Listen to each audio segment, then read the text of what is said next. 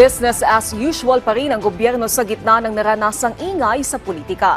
Mas tututukan ng administrasyon ng mga high priority projects, gayon din ang kakailanganing budget para sa susunod na taon. Samantala, sunod-sunod naman ang magiging aktibidad ni Pangulong Ferdinand R. Marcos Jr. ngayong araw. Si Alvin Baltazar na Radyo Pilipinas sa Balitang Pambansa Live. Naomi, magandang umaga. Hindi nga napag-usapan sa pulong sa Palasyo ng Malacanang kahapon yung patungkol sa ingay ng politika na nagaganap sa kasalukuyan.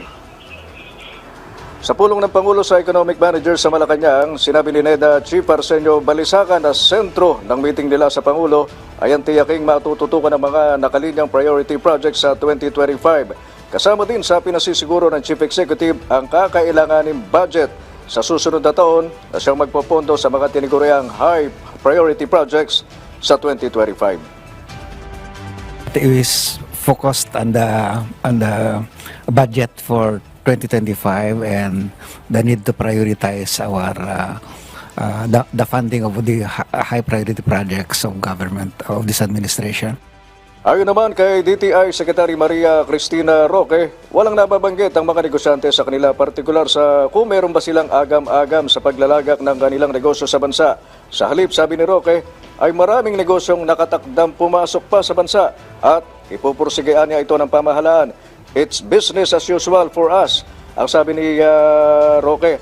At kung may nararanasan mang political bickering sa kasalukuyan, ay hindi nakikita ng economic teams na may epekto ito sa ekonomiya.